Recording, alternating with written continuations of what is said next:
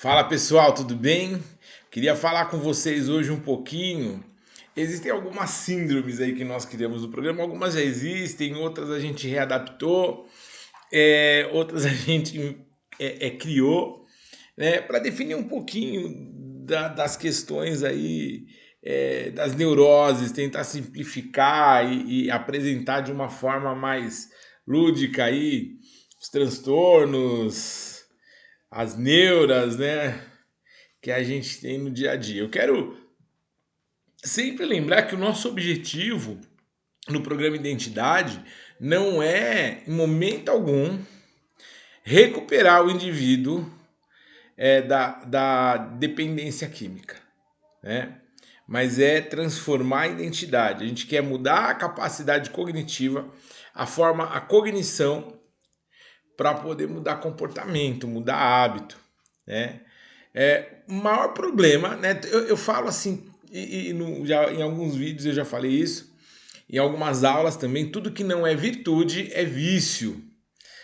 E a gente, o pior vício que a gente tem, todos nós temos, e a dependência química, ela causa uma potencialização desses vícios, são os vícios comportamentais, a falta de educação, o egoísmo, a prepotência, né, a jactância, a soberba, são vícios de comportamento, sabe? A pessoa ela é agressiva, ela é ignorante, ela é grossa, ela é insensível e ela acha que ela é verdadeira. Não, ela é uma completa imbecil, é imbecilidade isso, né? O que a gente precisa fazer para não ser idiota? Vamos pensar o que é idiota. Então, como nasce a palavra idiota? A palavra idiota nasce, é uma palavra de origem grega. Então, quando na Grécia Antiga os estados, as cidades-estados, elas são estabelecidas, essas cidades-estados elas são conhecidas como polis. Então, quem mora e quem age na polis é o político, é o cidadão. Então, quem exerce a cidadania na polis, político, né? Polis, político. E quem não é político, ou seja, quem não exerce cidadania, aquele cara que é isolado, que ele quer viver no privado, né? Ele não tá nem aí para nada nem para ninguém. Ele é egoísta, ele é fechado nele. Para ele é o alecrim dourado que nasceu no morro sem ser semeado. E é isso que a gente quer falar hoje. A síndrome do alecrim dourado, que nasceu no morro sem ser semeado. Nasceu sozinho, ó, pluf, a beleza do alecrim ali no morro. Então, esse cara é o idiota. Então, o idiota é esse cara, né? Esse cara que tá só olhando pro umbigo dele. Ele é um idiota, né? E esse cara é o cara que tem vícios de comportamento. Esse cara vai ser o cara mais entrão, esse cara vai ser o cara que não vai ter limite, esse cara vai ser o cara. E isso quando eu falo cara, eu falo homem, tanto mulher, é o indivíduo. É o indivíduo que não sabe viver em sociedade, que não quer, não é nem a questão de não saber, mas é de não querer. Sabe qual que é o problema disso? É que nós somos seres coletivos, né? O Aristóteles, o filósofo Aristóteles, ele fala que o ser humano é um animal político, né? Então quem que é o político, né? É o que vive na polis, é o cidadão, é aquele que se relaciona, é aquele que vive em comunidade. É que a luta aqui do meu lado, interagindo, assim, em plateia, a produção, né? Então, por Aristóteles, o ser humano é o homem, ele é um animal político, ele é um animal que se relaciona, que tem que se relacionar. A Bíblia, de novo, como um livro comportamental, centenas de milhares de anos antes de Aristóteles, né?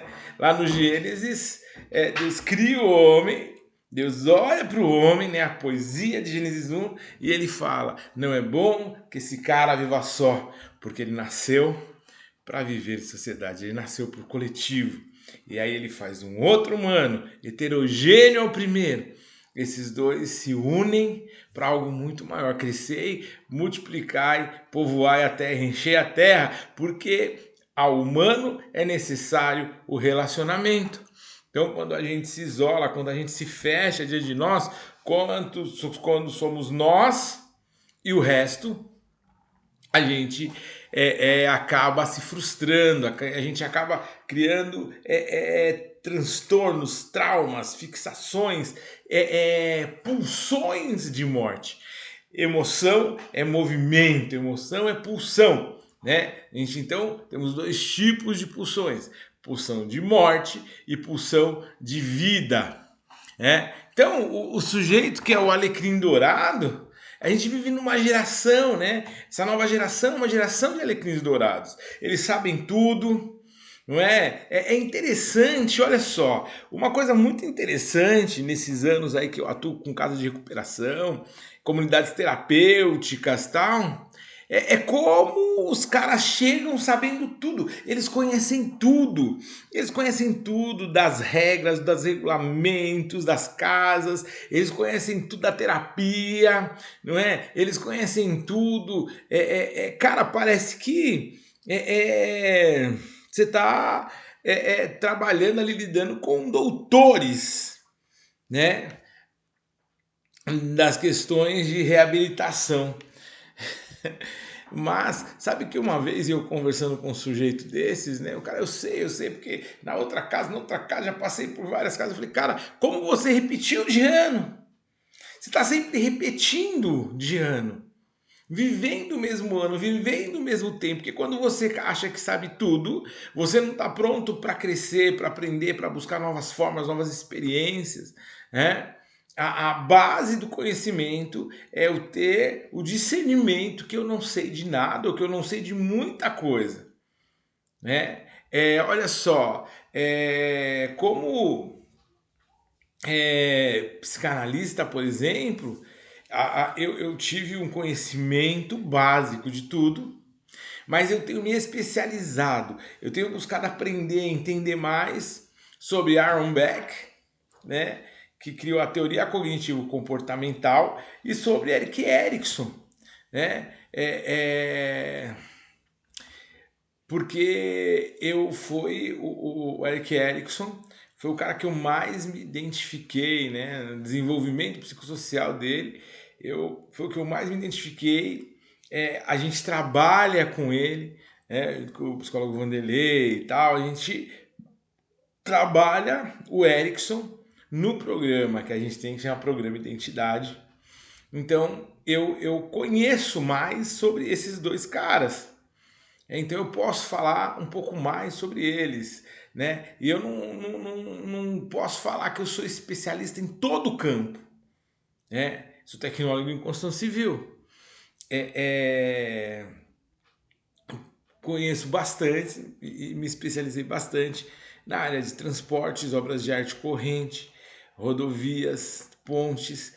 Depois trabalhei muito tempo com argamassa, com engenharia de acesso, escoramento. Então são áreas que eu me dou melhor, que eu posso responder bem, mas não sobre tudo todo o tempo, né? A gente está sempre em movimento, sempre crescendo, descobertas novas, tecnologias novas. Então, se a gente se fechar fechar a questão num ponto que eu sei de tudo sobre tudo, eu não sei de nada sobre nada. Sabe? A gente precisa primeiro entender o tamanho da nossa miséria. Eu falei num vídeo anterior que a identidade é a relação entre as nossas fraquezas e as nossas potencialidades. Mas o que eu preciso conhecer e saber gerenciar primeiro e muito bem são as minhas fraquezas. Sabe, eu tenho que ter a consciência disso. Mas se eu acho que eu sou bom em tudo, que eu sou melhor que o outro, que eu sou perfeito, sabe? E de repente isso, pessoas assim, na verdade, o que elas têm é uma carência, um complexo de inferioridade gigante. Sabe? São pessoas que não conseguem se aceitar como são, então elas criam um estereótipo dela, né? Um alter ego, um outro eu, para que elas possam minimizar, sublimar suas angústias, né? É interessante quando muitas vezes a gente conversa com pessoas que ela fala assim, por exemplo, o cara chama João Brás, né? Aí você está conversando com ele, né? E eu falo, João, mas como que você está se sentindo? Ah, o João é um cara muito bom. Ah, o João sempre se sente bem. É que o problema são as coisas que vão acontecendo, mas o João percebe que ele se trata em terceira pessoa, porque ele cria um arquétipo ali, sabe? Um personagem, ele coloca uma máscara social. E essa máscara social, ela acaba tomando tanto conta dele. Lembra daquele filme Máscara? Que o cara coloca a máscara e aquilo toma conta dele. E ele cria uma outra personalidade, um alter ego ali dele. Porque ele não conseguia lidar com aquelas emoções. Então imagina se aquela máscara não existisse, né? Esse cara era um cara que ele vivia uma vida que não era dele para que ele pudesse conseguir viver em sociedade. Pensa que loucura é isso.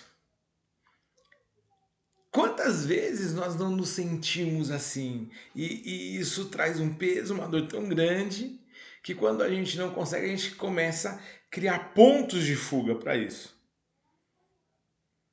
E um ponto de fuga muito procurado são as drogas, é o álcool, a dependência química.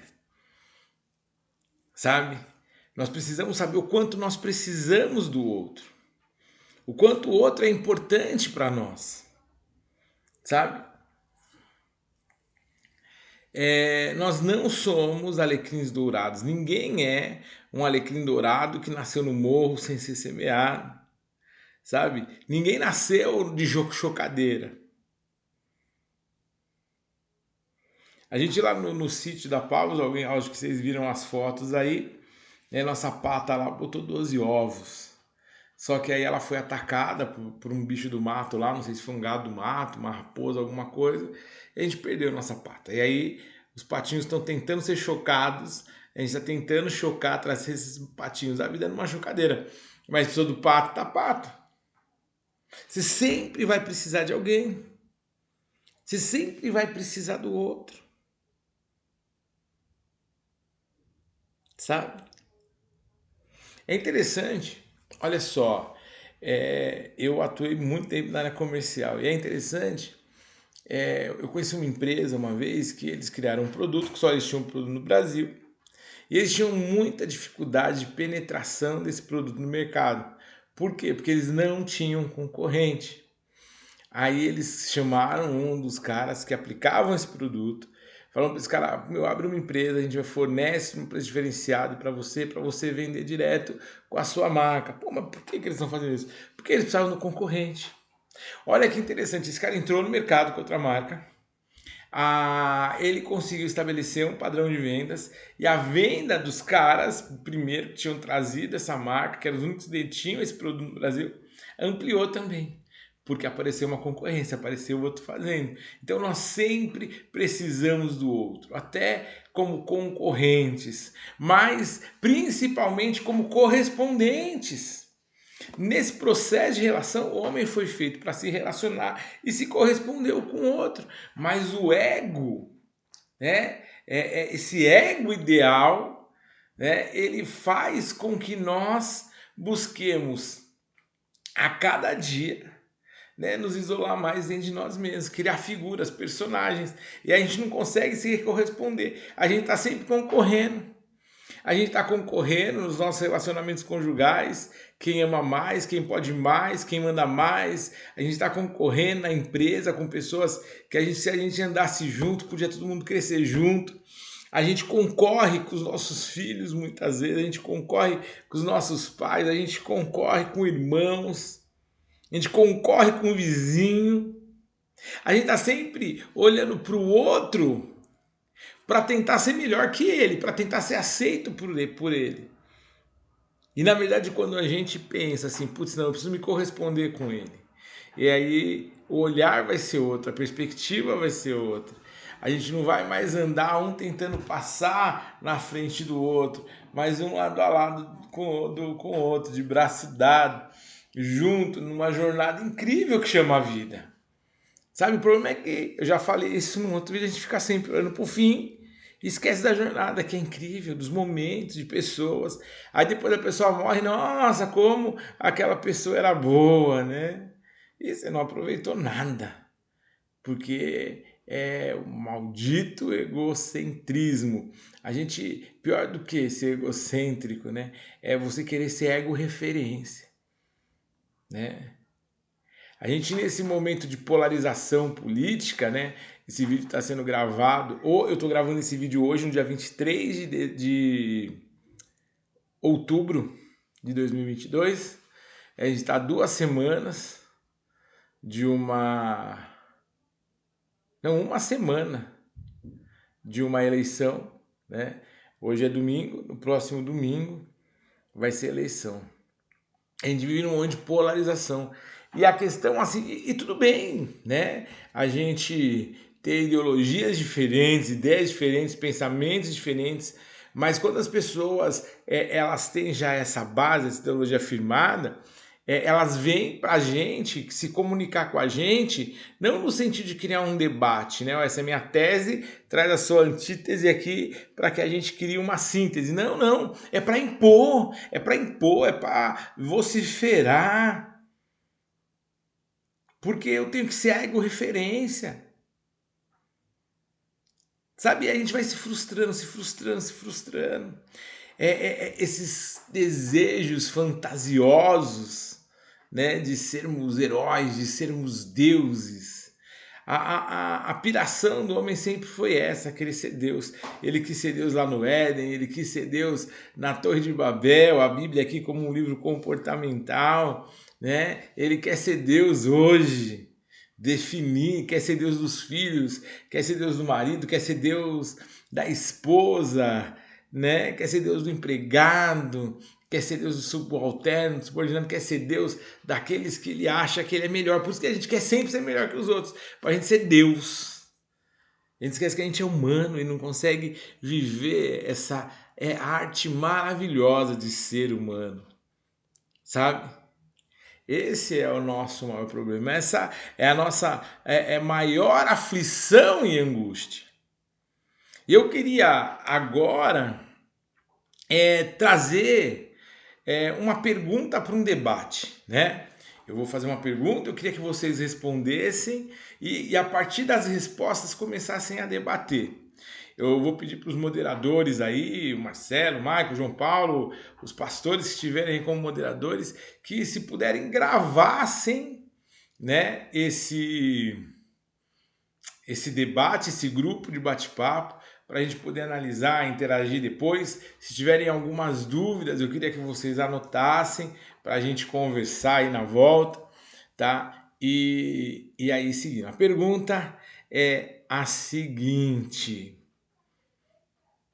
você já se sentiu como esse alecrim dourado? Sabe, alguém que é sozinho no mundo, que pode tudo, que consegue tudo? Queria que você respondesse sim ou não e me dissesse por que sim e o porquê não. Se for sim, coloca um exemplo. Se for não, coloca um exemplo do não também. Então você vai falar assim, olha, não, eu já me senti um alecrim dourado, porque eu era revoltado, eu era rebelde, eu achava que eu sabia tudo, eu acabei destruindo meus relacionamentos familiares, sabe? Tipo isso. Ou não, eu não sou assim não, porque eu sei que tem muito a aprender, que não sei o que, sabe? Coloca aí. Responde sim ou não, um exemplo disso e o porquê você acha que você é ou já foi e o porquê você acha que você não é e nunca foi um alecrim dourado, tá bom? E aí no final eu queria que os moderadores aí, os pastores que estivessem aí, os monitores fechassem isso. Eu queria inclusive que fosse feita a leitura lá de Gênesis 3, que fala sobre a queda durante esse debate aí, para a gente poder ter material de apoio, tá bom? Beijo, valeu, já tô com saudade.